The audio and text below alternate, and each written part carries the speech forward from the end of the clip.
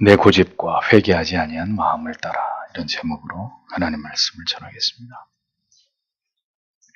로마서는 성경 전체에서 기독교의 복음을 가장 잘 집대성해서 구성해 놓은 책입니다.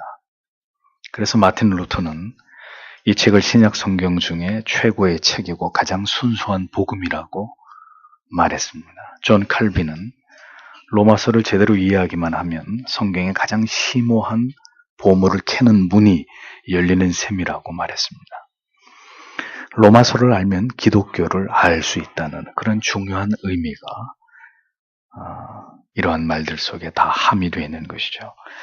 그러므로 로마서의 말씀의 순서를 잘 따라가면서 우리가 이 말씀을 이해하고 풀이해 나가는 것은 로마서뿐만 아니라 성경 전체를 이해하기 위해서 매우 중요한 작업이라는 것을 여러분이 분명하게 이해하실 필요가 있습니다.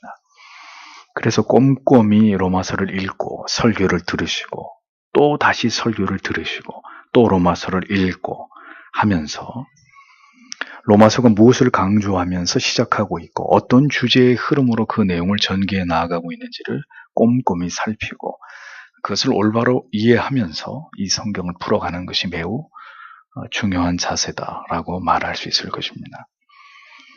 예수 그리스도께로부터 받은 복음을 가장 잘 이해한 사도 바울입니다. 그가 성령의 영감으로 기록한 최고의 책입니다. 어떤 논리의 흐름과 구성으로 사도가 우리에게 무엇을 전달하고자 했는지 여러분 그냥 이렇게 설교를 듣는 것이 아니고 이 점을 생각하시면서 말씀에 경청할 필요가 있는 것입니다. 로마서는 인생에서 반드시 필요한 매우 중요한 담론들을 치밀하게 보여주고 있습니다. 하나님이 누구이시고 인간이 어떤 존재이고 인간은 어디에서 와서 왜 여기에 존재하고 있는지 우리의 미래는 무엇이 기다리고 있는지 죄와 악은 무엇인지 복음의 정수는 무엇인지 인간에게 왜 복음이 필요한지 인간의 참된 행복은 무엇이고 어떻게 세상의 질서가 세워지고 있고 그것이 유지되는지 이 모든 진리들을 로마서는 다루고 있습니다. 복음과 세상과 하나님과 인간을 이해하는 모든 해법이 로마서에 모두 들어있는 것입니다. 교회사 속에서 가장 빛나는 인물인 아우구스티누스를 회심케 한 말씀도 또 루터가 종교개혁의 도화선이 되게 했던 말씀도 모두 로마서의 말씀이었습니다. 다시 한번 우리가 이러한 사실을 상기하면서 로마서 2장의 강해로 넘어가야 되리라고 생각됩니다.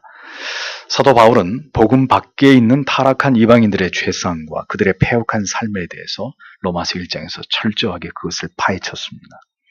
하나님의 말씀을 멸시하고 우상을 숭배한 그들을 하나님께서 철저하게 버려두심으로 말미암아 그들이 자행한 사악한 죄가 불러온 동성애를 비롯한 추악한 죄악들과 그에 따른 하나님의 심판과 징벌에 대해서 사도는 적나라하게 이 부분들을 모두 폭로하고 있었습니다.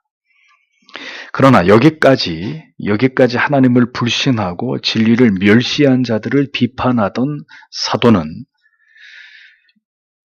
이제 자기의 논리를 유대인들을 향한 날선 비판으로 이어가고 있는 것을 보여줍니다. 하나님을 멸시하는 불신자들은 그들이 하나님이 누구신지를 알지 못하고 하나님을 알고자 하는 마음이 없기 때문에 패역을 저지르고 강팍하고 사악한 삶을 살아가는 것이 당연합니다. 그러나 누구보다도 하나님을 경외하는 선민이라고 자부하는 유대인들의 신앙과 삶은 그럼 어떠한지 이제 사도는 하나님의 판단의 관점에서 그들의 문제가 무엇인지를 낱낱이 밝히고 있습니다. 하나님의 공의로운 심판은 이방인이든 유대인이든 공정하고 결코 모세의 율법만으로 구원에 이를 수 없음을 분명하게 밝히면서 하나님의 심판이 적용되는 유대인들의 심각한 그 문제들이 무엇인지 하나하나 의사가 우리의 몸에 종양을 족출해내듯이 그것을 들추어내서 유대인들에게 보여주고 있습니다. 언제나 자기 자신이 진리의 편에 서 있고 자신의 판단이 가장 옳다고 생각하는 사람들이 독선에 빠지기 쉽고 가장 차갑고 날카롭고 다른 사람들에 대해서 어떤 자비와 관용도 베풀지 않는 이런 모습들을 찾아보기 쉽습니다. 참된 진리를 추구하고 바른 믿음을 지킬수록 더 겸손할 수는 없는 것인지, 더욱 그 냉철한 비판의 잣대를 다른 사람이 아닌 자기 자신에게 먼저 적용해서 우리 자신을 진리 위에 바로 세우는 일에만 더욱 천착할 수는 없는 것인지, 우리는 오늘의 본문을 상고하면서 이 부분을 깊이 고민해 보아야 할 것입니다. 1절의 말씀을 보겠습니다. 그러므로 다른 사람을 판단하는 사람이요, 당신이 누구이든지 변명할 수가 없습니다. 당신은 남을 판단하는 그것으로 당신 자신을 정죄하고 있습니다. 그것은 남을 판단하는 당신이 똑같은 일들을 하고 있기 때문입니다. 이렇게 기록되어 있습니다. 지금까지 바울은 하나님의 도를 알지 못하는 이교도들, 이방인들의 죄가 무엇인지를 드러냈습니다. 그런데 아마도 이 말을 듣고 있었던 유대인들은 속으로 모두 박수를 치고 있었을 것입니다. 하나님께서 저들을 향해서 버려두시고 진노하심이 마땅하다고 유대인들은 그렇게 여겼을 것이고, 그들이 응분의 벌을 받는 것이 당연하다고 유대인들은 그렇게 생각을 했을 것입니다. 그런데 이제 사도는 자신은 옳다고 여기면서 다른 사람을 판단하는 위선에 빠진 유대인들에게 이제 그 예리한 비판의 칼끝을 겨누고 있습니다.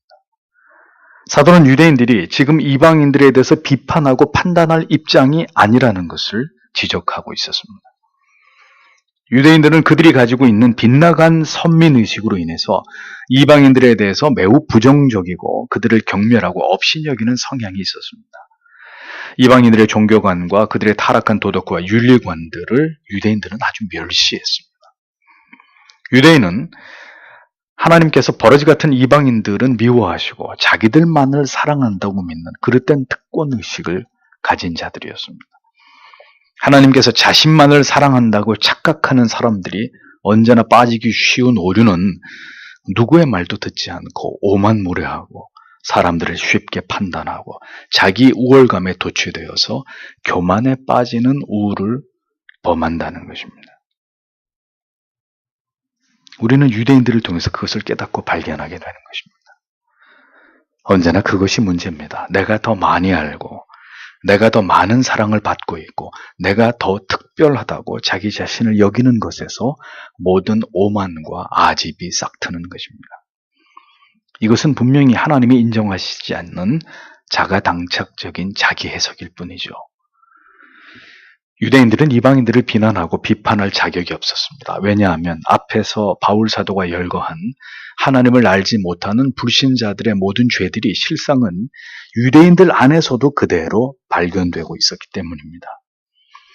유대인들 가운데서도 당시 진리를 왜곡하고 우상을 숭배하고 성적인 타락을 저지르던 자들이 적지 않았습니다.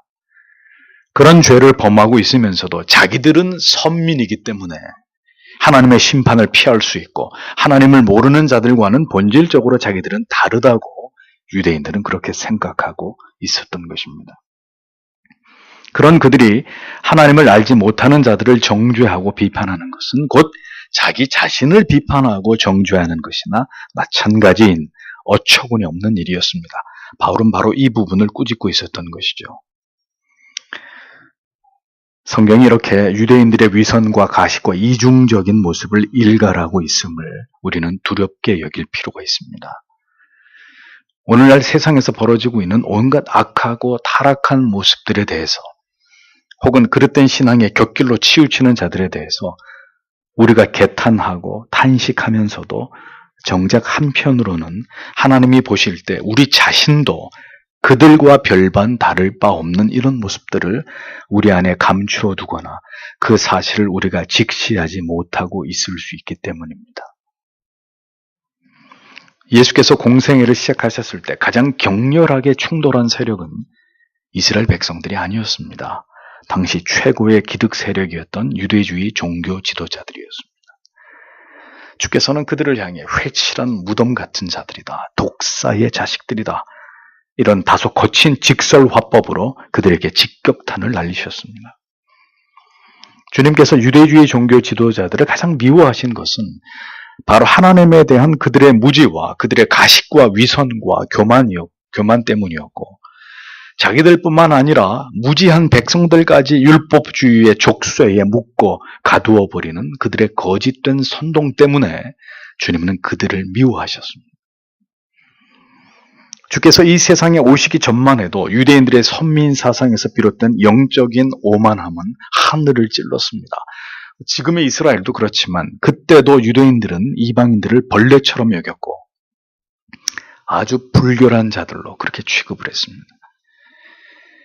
예수 그리스도께서는 유대인들만의 하나님으로 고착되어 있었던 하나님에 대한 유대인들의 그릇된 신앙을 여지없이 깨뜨리고 복음의 세계화를 이루셨습니다. 새 언약의 대상은 유대인뿐만 아니라 모든 이방의 나라와 열방의 민족에게까지 확대되고 확장됨을 설파하셨습니다. 그리고 그리스도 다음으로 복음을 위해 가장 일을 많이 감당했던 바울 사도를 통해서 이와 같은 복음의 확장성은 더 선명하게 드러나게 된 것을 성경은 보여주고 있습니다. 유대인들이 지금도 이 예수 그리스도의 메시아 되심을 부정하는 것은 주께서 바로 그들의 그릇된 오만함의 극치인 선민의식을 공격했기 때문입니다. 그들은 아직도 여전히 그것을 붙들고 놓지 않으므로 예수 그리스도의 메시아 되심을 지금도 부정하면서 예수는 실패자다, 이런 어리석은 생각에서 벗어나지 못하고 있는 그런 민족임을 드러내고 있습니다. 개혁주의 신학과 청교도의 신앙이 한국 교회에 뿌리내리는 과정에서 참으로 부끄럽지만 성숙하지 못한 많은 오류들을 만들어냈다는 것을 우리는 부정할 수 없습니다. 그 중에 하나는 개혁파 신앙과 사상을 추구하는 자들 속에 우리가 가장 올바르다고 여기는 그릇된 오만과 또 한국교회는 이제 모든 희망이 사라져버렸다고 믿는 편견을 가지고 언제나 자신들이 의로운 판단자의 자리에 오르려고 한 이런 부분들은 매우 잘못된 우려스러운 부분이 아닐 수 없습니다. 우리는 이 시대의 폐역과 죄악의 창궐 그리고 교회의 부패를 개탄하기 전에 우리 자신을 먼저 깊이 돌아보아서 생명 있는 날까지 교회의 영적인 재건과 거룩한 부흥을 위해서 그리고 올바른 복음 전파를 위해서 최선을 다하는 일이 무엇보다도 우리에게 선행되어야 한다는 사실을 간과해서는 안 될 것입니다. 비판과 정죄와 절망을 노래할 것이 아니라 비록 이 시대가 그렇게 그리스도의 재림의 때를 향해 그 종말을 향해 맹렬하게 달려가더라도 우리는 그 시대의 타락과 부패의 흐름을 거스리는 생명의 역류를 통해서 성경이 우리에게 말씀하고 있는 참된 진리의 그 가치를 지켜내고 우리 자신의 삶을 먼저 개혁해 나아가고 그리고 참된 복음을 이 세상에 계속해서 전하는 일에 모든 노력을 다해야 된다는 것입니다. 자신의 신앙은 돌아보지 않은 채 저물어가는 세상을 바라보면서 절망을 노래하고 저들의 사악함을 비판하고 개탄하는 것으로 우리의 소중한 인생을 다 허비하고 시간을 소진할 수는 없는 일입니다. 유대인들은 불신 이방인들의 죄악을 비난하고 그들을 판단함으로써 결국 동일한 죄를 저지르고 있었던 자신들을 스스로 정죄하는 우를 범하고 있었고 이러한 자승자박적인 어리석음이 사도에 의해서 그대로 폭로되고 있는 것을 로마서는 우리에게 보여줍니다. 이와 같은 자신을 돌아보지 못하는 어리석음은 반드시 하나님 앞에서 모두 드러나게 되고 엄중하게 판단받게 된다는 사실을 성경은 이어서 명시하고 있습니다. 2절에서 3절을 보십시오. 그런데 우리는 그런 일들을 행하는 사람들에게 하나님께서 진리대로 올바르게 심판하신다는 것을 알고 있습니다. 이런 짓들을 행하는 자들을 판단하면서 똑같은 짓들을 행하는 사람이요, 당신이 하나님의 심판을 피할 수 있으리라고 생각하십니까? 이렇게 기록되어 있습니다. 하나님께서는 하나님을 멸시하고 경멸하면서 하나님의 버려둠 속에서 죄를 범한 자들이나 하나님을 알고 경외한다고 하면서도 불신자와 동일한 죄악을 범하면서 살아가고 있는 자들이나 분명한 것은 하나님의 진리의 법대로 공의로운 심판을 행하실 것이라고 성경이 말씀하고 있다는 것입니다.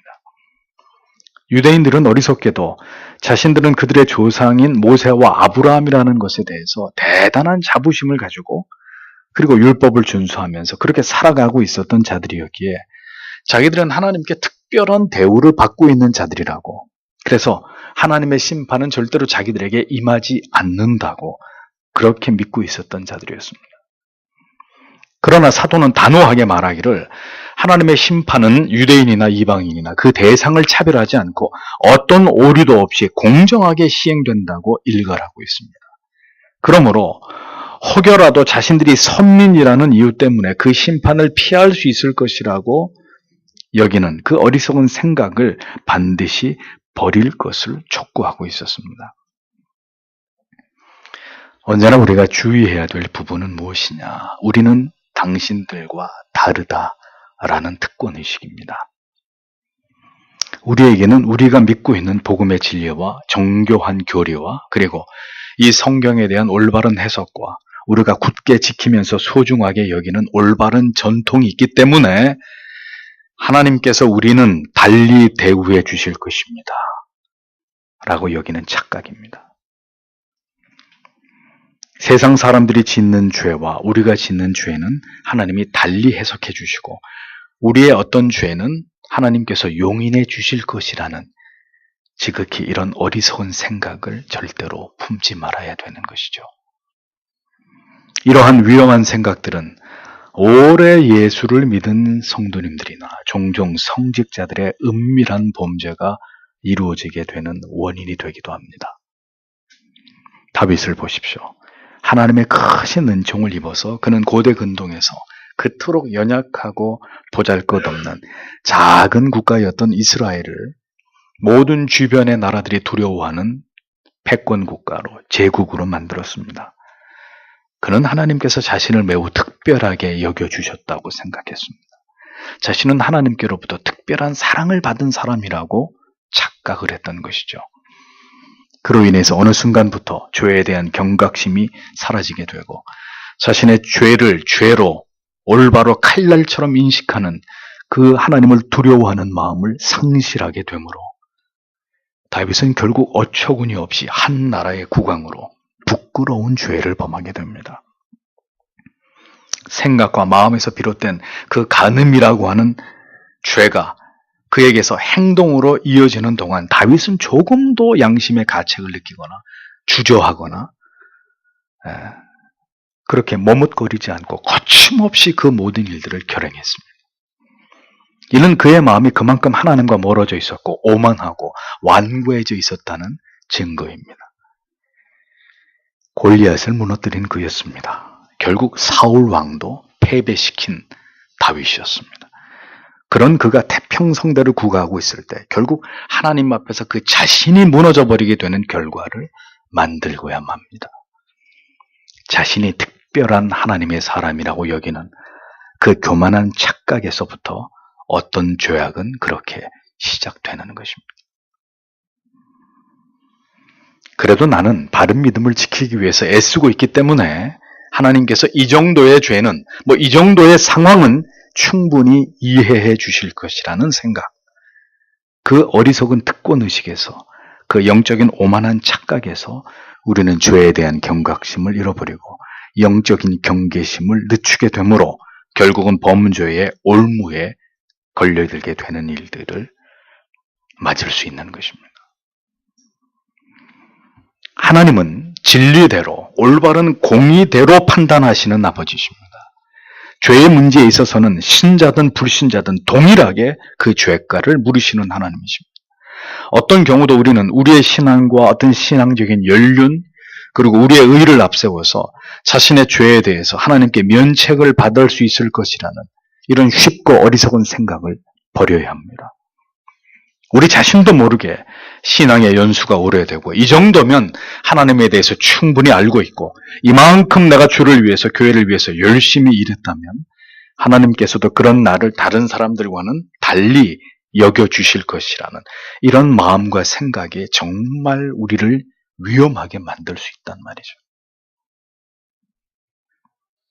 하나님께서 친구처럼 여겼던 모세도 그 아들의 할례를 그가 행하지 않음에 죄를 물어서 하나님이 사자를 보내어서 그를 죽이려고 하셨던 하나님이셨습니다. 하나님과의 친밀함은 하나님에 대한 칼날 같은 경외를 바탕으로 합니다. 하나님을 향한 경외심을, 거룩한 두려움을 망각한 친밀함은 하나님 앞에서 도가 넘은 어리석은 착각과 신성 모독일 수 있는 것입니다. 어떤 경우도 하나님은 죄인들이 감히 범접할 수 없는 두렵고 떨리는 하나님이시고 인간은 가련하고 어리석은 존재에 지나지 않을 뿐이라는 것을 우리는 잊어서는 안 됩니다. 일반화할 수는 없지만 종종 많은 교인들이 모이고 자기의 능력으로 많은 일들을 이루었다고 생각하는 대형교회 목회자들의 끝이 그토록 아름답지 못한 것은 바로 이러한 하나님 앞에서의 그릇된 특권의식, 자신은 그렇게 해도 괜찮을 것이라고 여기는 가당치 않은 그 오만한 착각 때문이 아니었을까 생각해 보게 됩니다. 4절을 보십시오. 그렇지 않다면 당신은 하나님의 인자하심이 당신을 회개하도록 이끄신다는 것을 알지 못하고 오히려 그분의 풍성하신 인자하심과 관용과 오래 참으심을 멸시하는 것입니까? 이렇게 기록되어 있습니다. 사도는 유대인들이 하나님에 대해서 가지고 있었던 그릇된 생각과 어리석은 태도를 질타하고 있습니다. 사도는 이 구절 안에서 하나님이 어떤 분이신지에 대해서 그분의 인자하신 성품들을 드러내고 있습니다. 사도는 인자하심, 용납하심, 길이 참으심의 풍성하심이라는 단어로 하나님의 성품들을 묘사합니다. 이와 같은 말씀은 하나님의 자녀들을 향해서 하나님이 가지고 계신 부성적인 성품을 뜻합니다. 그런데 이와 같은 하나님의 성품들은 죄인들을 회개토록 하심에 있어서 더욱 빛나는 하나님의 마음이십니다. 내가 하나님의 인자하심이 너를 인도하여 회개케 하심을 알지 못하여 라고 기록되어 있습니다. 하나님께서는 죄인들의 어리석은 죄에 대해서 인자하신 마음을 품고 계시는 아버지십니다. 인자란 보다 포괄적이고 근본적인 의미에서의 하나님의 선하심을 뜻합니다. 용납하심이란 죄와 실수에 대해서 그것을 충분히 이해해 주시는 너그러운 마음이십니다. 어떻게 너희가 그런 죄를 저지를 수 있느냐 호통하시는 마음이 아니라 인간의 연약함을 이해하시고 헤아리시는 하나님의 마음을 의미하는 것입니다. 그 마음으로 하나님께서는 에덴에서 추방하는 아담과 하와에게 짐승을 희생해서 가죽의 옷을 지어 입히신 것이죠. 사랑은 정죄가 아닌 용납함입니다. 탕자를 받아들이고 맞이하는 마음인 것을 우리는 하나님 안에서 발견하게 되는 것입니다. 오래 참으심이란 마땅히 벌을 내리셔야 함에도 징벌하지 않고 기다리심입니다. 하나님께서는 그 사랑하는 백성들을 향해서 인자하심과 용납하심과 길이 참으심이 풍성하다고 말씀하고 있습니다. 그것이 하나님의 사랑입니다. 사랑은 모든 자녀들의 허물과 죄와 불순종을 덮을 만큼 큰 것입니다. 자녀들의 죄에 대해서 이 같은 마음이 없으셨다면 하나님께서 아들을 우리를 위해 대속의 제물로 삼으실 이유가 전혀 없으셨을 것입니다.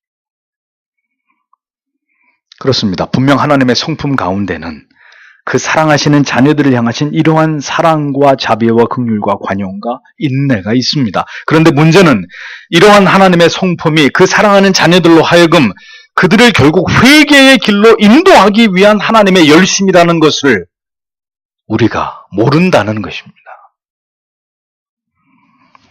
오늘도 죄를 짓는 하나님의 자녀들 향해서 하나님은 분명히 진리대로 판단하시고 신자든 불신자든 모든 죄에 대한 하나님의 공의는 즉각 발동이 되지만 죄를 죄로 판단하시는 그 진리의 판단 이후에 하나님께서는 그 사랑하는 자녀들을 향해서 즉시 보복하고 징벌하시지 않고 하나님이 가지고 계신 바로 이 인자와 용납하심과 오래 참으심의 성품을 그 자녀들에게 드러내심으로 그 사랑하는 자녀들을 회개의 자리로 이끄신단 말이죠.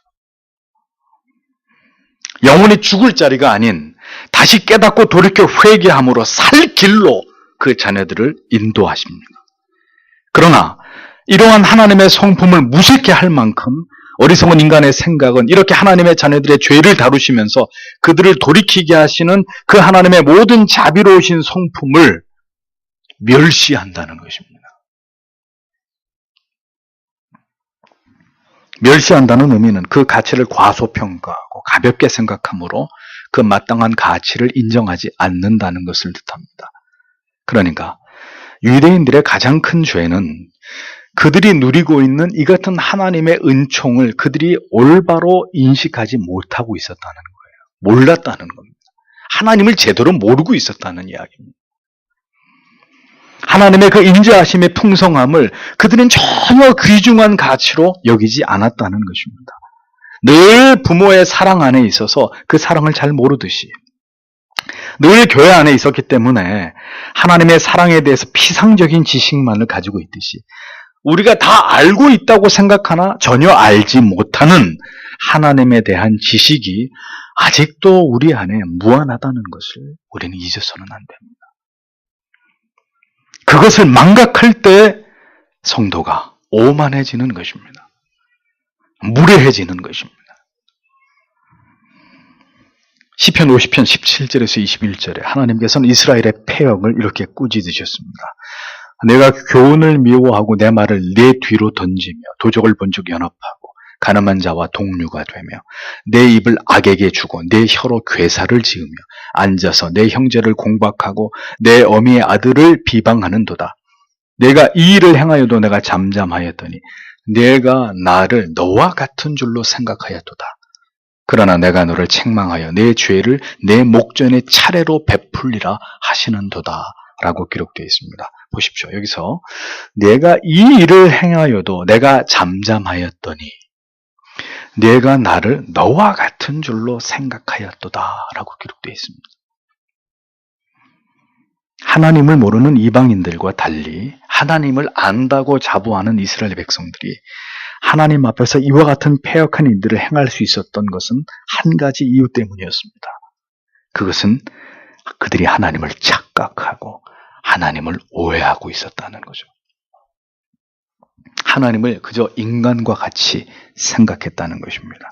그러니까 하나님의 관점이 아닌 사람의 관점으로 생각하고 하나님에 대해서 그렇게 판단했다는 거죠.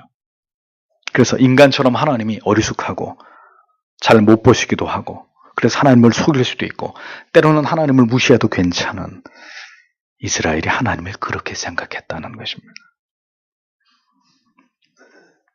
모든 인간의 어리석은 죄는 하나님에 대해서 안다고 생각하지만 실상은 하나님에 대해서 전혀 알지 못하는 무지와 하나님에 대한 오해와 진리에 대한 자의적 왜곡에서 비롯되는 것입니다. 어리석은 인간은 항상 자신의 경험과 생각으로 하나님을 제한적으로 이해하려고 하고 자기의 방식대로 하나님의 뜻을 추론하려고 합니다. 그래서 칼빈은 기독교 강의에서 이 위험성을 여러 차례 경고합니다. 특별히 예배와 관련해서 그대들 멋대로 하나님을 예배해서는 안 된다. 여러 곳에서 이 이야기를 하고 있습니다. 하나님의 모든 성품과 속성을 알고자 할 때 우리가 성경이 드러내어 말씀하고 있는 모든 지식을 통해서만 하나님에 관해서 선명하고 포괄적으로 접근해야 되는 그 이유는 하나님을 경외함의 모든 진수는 하나님을 아는 명철한 지식에서 비롯되기 때문입니다. 하나님의 위대하신 성품에 대해서 오해하거나 그 지식에 대해서 오류가 생기는 즉시 그것은 하나님을 멸시하는 죄와 가까워지게 되는 것이고 하나님의 진노를 쌓게 되는 그런 일과 이어질 수 있다는 것을 명심할 필요가 있습니다. 오늘 이 시대의 많은 성도들은 이 하나님을 이해함에 있어서 성경을 수단으로 삼지 않고 있다는 것에 대해서 치명적인 하나님 앞에서의 무례를 범하고 있는 것입니다. 자기들 마음대로 예배를 드리고 자기들 마음대로 찬양을 하고 자기들 마음대로 성경을 해석하고 자기들 마음대로 이것이 하나님을 추구하는 신앙인 양 착각하면서 그 일들에 열심을 내고 있습니다. 다시 말씀드립니다. 그러나 그 모든 것은 하나님 앞에서의 진노를 쌓아가고 있는 일들일 뿐입니다. 유대인들의 신앙이 하나님에게서 벗어나게 되는 가장 큰 원인은 하나님의 그 뜻과 섭리와 경륜을 그들이 알지 못했기 때문입니다. 내가 하나님의 인자하심이 너를 인도하여 회개케 하심을 어떻게 해요? 알지 못하여 라고 분명하게 기록되어 있잖아요. 오늘도 하나님께서는 성도들의 삶 속에 일하십니다. 우리가 그것을 알든지 알지 못하든지 간에 죄인들 안에서 그들의 평생의 삶 속에서, 그들의 인생 속에서 하나님의 정하신 뜻을 이루시기 위해서 성실하게 일하고 계십니다. 우리의 인생에 관여하고 계시고 개입하시고 섭리하시고 중요한 일들을 결정해 나가십니다.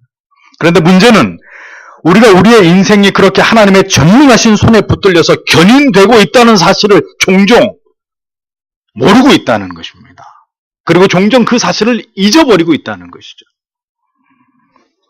때로는 그것을 알려고 하지도 않고 있다는 것입니다. 하나님이 지금 내게 왜 그렇게 하시는지를 모를 때 우리의 인생은 점점 하나님께서 원하시지 않는 방향으로, 우리의 어리석은 생각대로 그릇된 방향으로 진행되게 되어 있습니다. 사람이 하나님을 알지 못하고 각자의 인생을 향한 하나님의 뜻을 깨닫지 못할 때 하나님께서 여러 일들이 인생에 일어나게 하셔서 우리를 돌이키게 하시는 그 모든 궁극의 섭리와 뜻을 깨닫지 못할 때, 돌이켜 하나님 앞에 회개함으로 돌아오지 않을 때 결국 하나님의 그 모든 인자하심과 관용과 오래 참으심을 멸시한 그 대가를 인생은 받게 되어 있는 것입니다. 유대인들이 하나님에 대해서 가지고 있었던 모든 편견과 지식의 오류들, 헛된 고집들이, 그리고 회개하지 않는 그 완고한 마음이 얼마나 어리석은 것인지 사도는 그들이 하나님 앞에서 쌓아가고 있는 죄악들과 하나님의 진노에 대해서 경고합니다. 5절에 그러나 당신의 완고함과 회개하지 않는 마음 때문에 당신은 하나님의 의로우신 심판이 나타나게 될 진노의 날에 당신 자신에게 내릴 진노를 스스로 쌓고 있습니다. 이렇게 기록합니다. 사도에게 이 말을 들은 유대인들은 충격이 아닐 수 없었을 것입니다. 왜냐하면 그들은 한 번도 자신들이 하나님 앞에서 지금 진노를 내가 쌓아가고 있다고 생각해 본 적이 없었기 때문입니다. 예수님의 말씀에 대해서도 유대주의 종교 지도자들이 그토록 분노했던 이유도 그때까지 어느 누구도 감히 자신들을 향해서 하나님에 대한 자기들의 신앙에 대해서 주님처럼 직설적으로 자기들에게 각을 세워가지고 비판하고 자기들을 정죄한 사람이 아무도 없었단 말이죠. 그야말로 기고만장했다는 거죠. 유대주의 종교 지도자들이.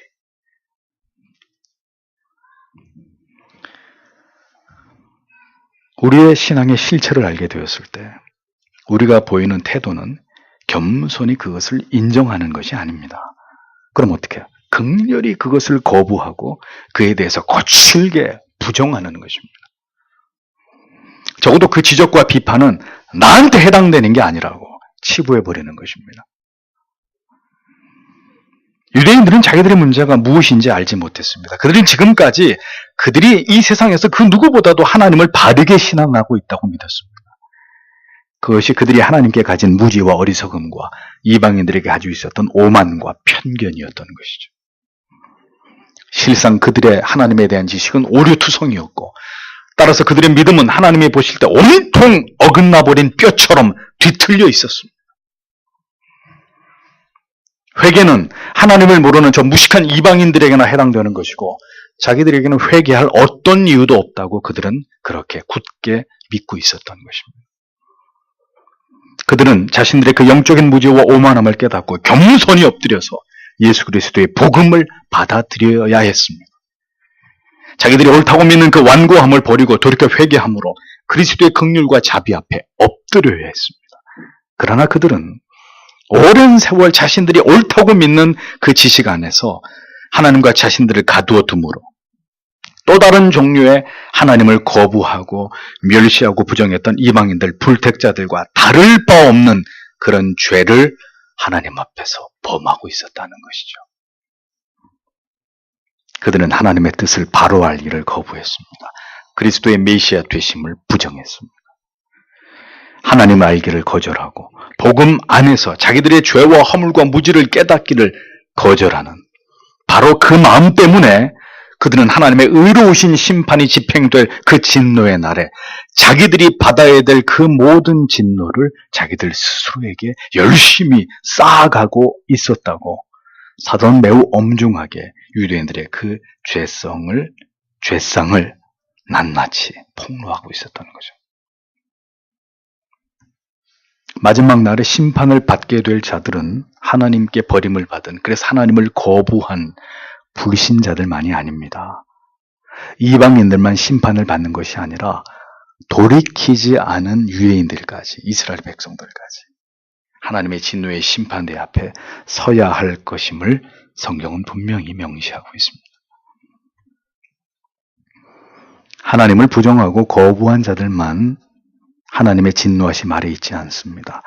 그릇된 자기 열심에 의한, 자기 의에 집착한, 자기 방식으로 하나님을 믿으려고 하는, 성경이 말씀하고 있지 않은 신앙에 사로잡혀서 그것으로부터 돌이키지 않는 모든 사람들, 그렇게 헛된 자기 우월감에 도취되어서 하나님을 그릇되게 신앙했던 모든 사람들까지 모두 그 하나님의 진노하심 아래 있게 될 것이라는 것을 성도 여러분 기억하시길 바랍니다. 고집과 회개하지 않는 마음, 딱 두 가지를 지적합니다. 유대인들은 바로 이 죄악으로 인해서 하나님의 진노를 쌓아가고 있었습니다. 고집이라는 단어, 헬라어의 뜻은 완고하게 되다, 마음의 굳어짐, 목이 곧은 이런 의미들입니다. 그러니까 완고함은 자기가 옳다고 믿는 가치를 주장하고 그것을 끝까지 고집하는 마음의 경직됨입니다. 이 완고함에서 오만함과 아집이 나오는 것이죠.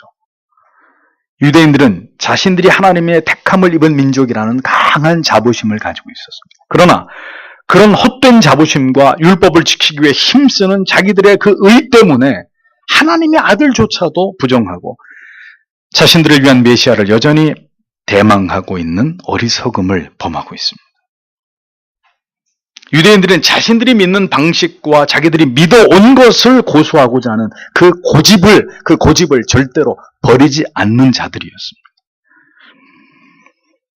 그러나 그들이 자신들의 종교적 열심을 가지고 쌓아온 것은 사항이 아니라 하나님의 진노였음을 사도는 밝히면서 그들에게 지금 일침을 가하고 있었던 것이죠. 진리를 벗어난 하나님의 뜻을 적중하지 못하는 그 종교적 열심이 얼마나 무모하고 어리석은 것인지를 성경은 우리에게 똑똑히 가르쳐주고 있습니다. 버려둔 자를 향한 하나님의 진노하심은 당연한 결과입니다. 그러나 성경은 버려둔 자뿐만 아니라 하나님의 택하신 민족이라고 자부하는 유대인들에게 있어서조차도 그들의 하나님에 대한 무지와 참된 복음에 대한 완고한 마음과 돌이키지 않는, 회개하지 않는 그 마음으로 인해서 예수 그리스도의 구주되심을 여전히 불신하고 있는 유대인들에 대해서도 하나님의 진노는 쌓여져 가고 있다고 엄중하게 경고하고 있습니다. 그렇기 때문에 성도 여러분, 우리는 하나님을 알아야 합니다. 호세아 선지자가 말한 대로 힘써 여호와를 알아야 합니다. 신앙은 내가 옳다고 믿는 방식을 고집하면서 갈 수 있는 길이 아닙니다. 더 깨닫고 겸손히 배워가야 할 하나님에 대한 지식보다도 내 신앙의 연륜, 오늘까지 내가 하나님을 바로 섬겨왔다고 믿는 자신의 어리석은 생각과 자부심을 더 붙드는 것이 절대로 올바른 신앙이 될 수 없는 것입니다. 신앙의 길은 자신을 날마다 성경의 말씀을 통해서 정직하게 비추어보고 죄를 회개함으로 더 하나님께서 기뻐하시는 삶으로 변화됨 없이 걸어갈 수 있는 그런 쉬운 길이 아닙니다. 하나님을 알수록 하나님에 대해서, 신앙에 대해서 가벼워지고 무감각해지는 것은 신앙의 바른 모습이 아닙니다. 하나님에 대해서 깊이 알아갈수록, 더 진리를 깊이 깨달아갈수록 더 하나님 앞에서 겸비해지고 자기를 낮추고 언제나 자기를 돌아보아 하나님 앞에 흠도 없이 티도 없이 그렇게 거룩함으로 하나님을 높이고자 하는 마음으로 살아가는 것입니다. 우리가 집에 있는 거울을 잘 닦지 않는다면 그 이유는 둘 중에 하나일 것입니다. 거울을 볼 필요가 없을 만큼 언제나 완벽하게 자기의 외모에 자신이 있든지, 아니면 정반대로 깨끗한 거울에 나의 모습이 적나라하게 드러나는 것이 싫어서든지, 이것도 저것도 아니면 게을러서든지. 성도는 언제나 말씀의 거울 앞에서 자기의 영혼의 모습을 정직하게 들여다보는 자들이 되어야 합니다. 하나님께서 이렇게 생각하실 거야 라는 이런 막연한 추측이 아니라 하나님의 호불호를 정확하게 알아서 그에 따라 삶을 살아가려고 하는 정직함을 매우 중요하게 여기는 사람들이 되어야 합니다. 하나님의 모든 아름다우신 성품들이 오늘도 그 사랑하는 백성들인 우리들의 신앙에 어떤 영향을 미치는지를 올바로 알아서 더 하나님을 기쁘시게 하는 삶의 모습으로 우리의 신앙의 열매 맺기를 소원하는 사람들이 되어야 합니다. 사도는 이렇게 삐뚤어진 유대인들의 신앙을 해부하면서 이제 그들에게 복음이 무엇이고 하나님이 정말 기뻐하시는 신앙이 무엇인지를 설명하려고 하고 있었습니다. 어긋난 뼈들을 제자리에 맞추려고 하고 있었습니다. 그런데 이것은 절대로 쉬운 일이 아니었습니다. 그렇다고 해서 좌시하거나 포기할 수 있는 일도 아니었습니다. 그 어려운 일들을 해내는 사람들, 그들이 사도들이었고 이 시대로 말하면 목회자들, 설교자들인 것이죠. 복음은 이방인들에게만 필요한 것이 아니라 지독한 편견과 아집에 사로잡혀서 하나님 안에 있다고 믿으면서도 그리스도 밖에 거하고 있었던 그들에게도 필요한 것임을 사도는 밝히고 그것을 드러내고 있었습니다. 복음은, 성경의 진리는 오늘도 불신자들에게만 필요한 것이 아닙니다. 청소는 오래된 집일수록 반드시 필요하고 정기적으로 해야 되는 일이듯이, 왜? 먼지가 곳곳에 쌓여가도 그걸 알지 못하기 때문에 신앙도 마찬가지입니다. 내가 가장 옳다고 믿는 것 속에 가장 옳지 않은 것이 있을 수 있습니다. 내가 오랜 세월 동안 가장 바르다고 여긴 것 가운데 가장 바르지 않은 것이 공존할 수 있는 것입니다. 우리가 다 죄인이기 때문에, 하나님의 은혜가 아니면 구원에 이를 수 없는 자들이기 때문에 그럴 수 있단 말이죠. 그렇다면 우리가 오늘도 성경의 진리를 통해서 우리 자신의 신앙을 올바로 볼 수 없었던 부분까지 정확히 보고 그것을 깨닫게 되는 일을 간절히 소원해야 되는 것입니다. 유대인들의 잘못은 수천 년 동안 전해져 내려온 그 구약의 하나님만이 전부라고 생각하고 예수 그리스도가 그들 앞에 나타나서 참된 복음을 얘기할 때 그들은 그것에 전혀 화답하지 않았다는 거죠. 왜요? 그들의 무지와 고집스러움 때문에, 자기들은 지금으로서 충분하고 옳다고 생각하는 그 자만 때문에.